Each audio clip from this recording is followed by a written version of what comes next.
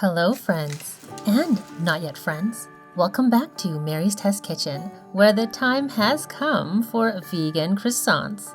Whether you want to make classic plain buttery vegan croissants, vegan cheese croissants, vegan pain au chocolat, or fill them with rich creamy hazelnut spread, I've got you covered today. Starting with the flour. Measure out 500 grams. Should be 4 cups and 3 tablespoons. Then for a bit of sweetness, add sugar. Add an envelope, which is 2 1/4 teaspoons of instant yeast. Now I'm probably being paranoid, but I'm just moving the yeast over before adding salt. Mix the dry ingredients very well. Now I'll pop this into my new stand mixer with the dough attachment to help me out. Pour in the liquid. And also add 3 tablespoons of softened vegan butter. It takes about 5 minutes for this dough to come together on the stir setting. As you can see, this dough is still kind of raggedy, but it's totally fine. Fold it over on itself a few times so you can make a dough ball. Then you can roll it into a square shape. I'm rolling it out into a 10 1/4 by 10 1/4 inch square. Then wrap your dough in parchment or wax paper, and I'll also put it in a resealable bag as well. This goes in the fridge for 12 to 24 hours, so just figure out when you have time the next day and set a reminder on your calendar. Next, prepare the square of butter that will go into the square of dough later. We'll make a little square package with parchment paper or wax paper. Once you have your creases set, take 2 vegan buttery sticks and chop them up, not into little pieces, but big slabs about a 1/2 inch thick, which is about 1.5 centimeters wide. Place them in the center of your parchment, in the square you made earlier, and just fold over the edges.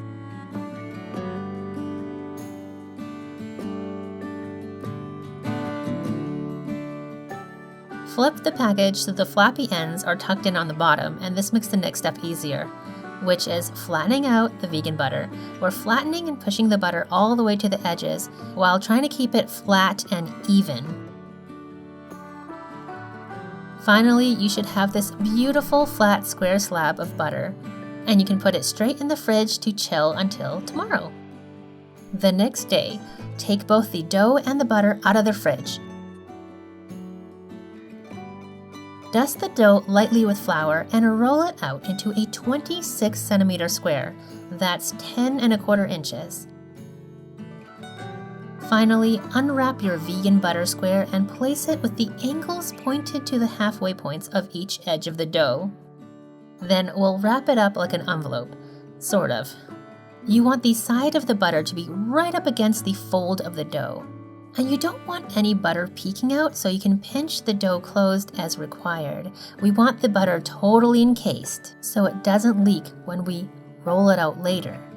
Now, you can actually roll it out for the first folding right now, but my tendinitis was acting up, so I put the dough back in the parchment, the one that was covering the dough before, not the buttery one, and then into plastic to go back in the fridge. When you're ready, take the dough out. I have 2 batches here, but we'll just demo one. Dust your clean work surface with flour. This will prevent the dough from sticking on the bottom as we roll. A bit on the top helps as well.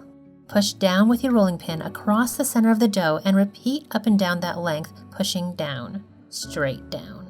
This will distribute the butter encased inside. Then continue slowly to flatten and lengthen the dough, but try to keep the sides straight and even at the same time. The dough should flatten out fairly easily. If it springs back, that means the gluten has tightened, and you should wrap it back up and send it to the fridge to relax for 1/2 hour or so before continuing. From time to time, check that the bottom isn't sticking, or you can flip the dough. When it's long enough, fold the bottom up about 2/3 up. Then bring the top down to meet the opposite edge. Now we have 2 layers of butter in there. Nudge the edges closer without pulling or pressing too much.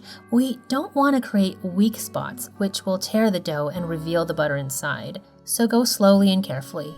Then fold the top down again, this time all the way to the new bottom edge, just in half like a book. Now there are 4 layers of butter. Time to wrap things up again so this dough can relax and the butter can chill in the fridge for at least a 1/2 hour.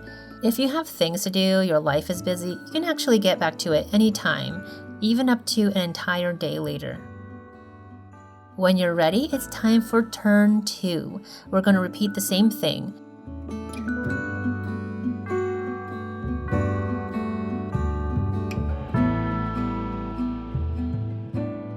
Wrap it up to chill, and again you can wait at least 30 minutes up to a whole day, up to your schedule. This is your life and there are no rules. Finally, it's the last turn. By now, you'll know the drill. Squish it flat, then roll it out. Pat the sides so they're even and straight. Try to get the dough to be evenly flat as well, and fold up.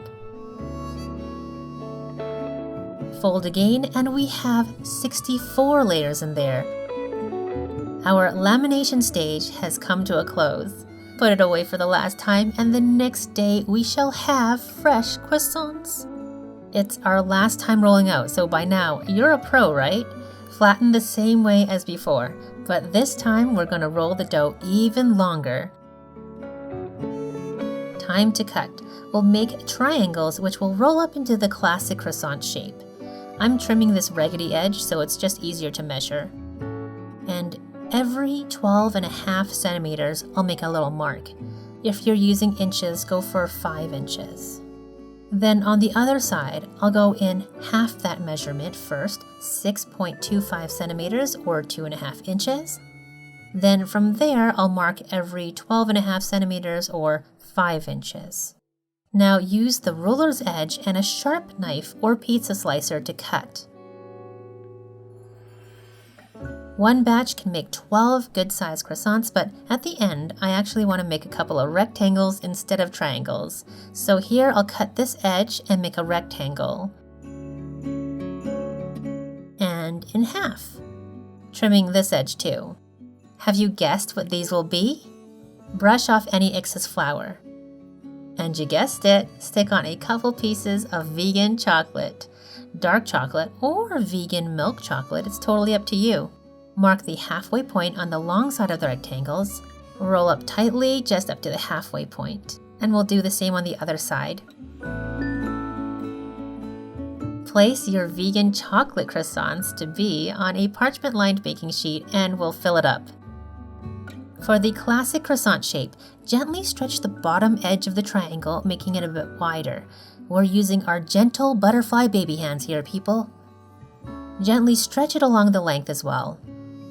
And roll it up as tightly as you can while handling the dough, you guessed it, gently. Next, I want to make the hazelnut chocolate croissants. After stretching the dough out, add a heaping teaspoon near the base of the triangle. And fold over, tuck in a little. Then roll even more gently.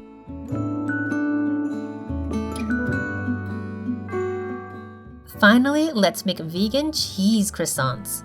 Same stretching technique. Add the vegan cheese of your choice. You could use shreds or slices cut to size.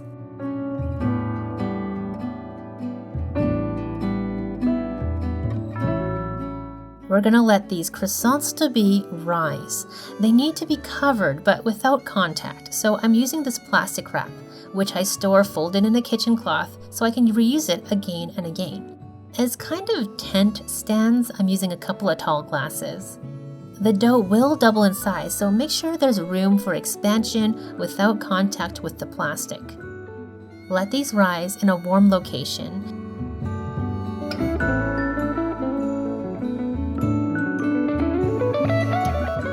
To give them a nicer color, I'll prepare my usual syrup wash.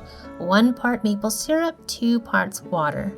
Brush on this syrup wash carefully, and again, gently. How many times have I told you to be gentle in this video? Are you sick of it yet? For the cheese croissants, I want to add a bit extra. And they are ready! When the oven is totally preheated, bake them for 10 minutes at 400 degrees Fahrenheit. Then, without moving them at all or opening the oven door, lower the oven's heat to 350 degrees Fahrenheit and continue baking for about 20 minutes. They should be a nice, crispy looking, deep golden brown on top when they come out. You can let them rest for 5 to 10 minutes and then let them cool on a cooling rack. You don't really have to wait to dig in, but I will since I have to take pictures. And here's a tip if you're taking pictures of yours as well. Add a brushing of syrup wash after baking to make them glisten. It won't hurt the crispiness of the croissants as long as you use a light touch. It doesn't last long, so use the next few minutes to take pictures and tag me when you post them on Instagram. The wash is also nice if you want to stick on some vegan parm or finishing salt too. But we're going to finish the hazelnut and chocolate croissants a little more. I just melted some vegan dark chocolate chips in the microwave, mixed with a little refined coconut oil, as you've seen on my channel many times before. Pretty, right? The chocolate takes some more time to set, so let's break into the classic croissants first.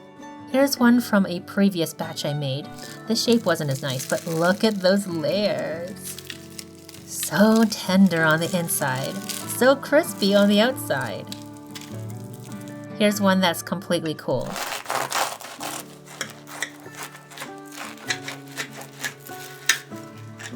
You can see from the space where it wasn't rolled up tight enough.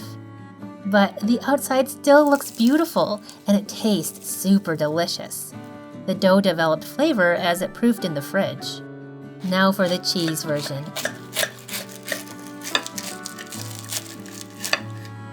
These spaces are more about the cheese affecting the air pockets. But now for the croissants you've been waiting for, or to be real, the ones I've been waiting for, chocolate. First, hazelnut chocolate.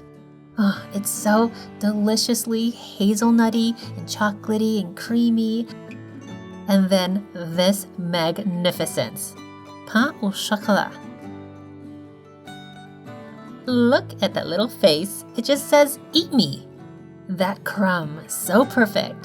That chocolate, so lush. These flaky layers, so layery.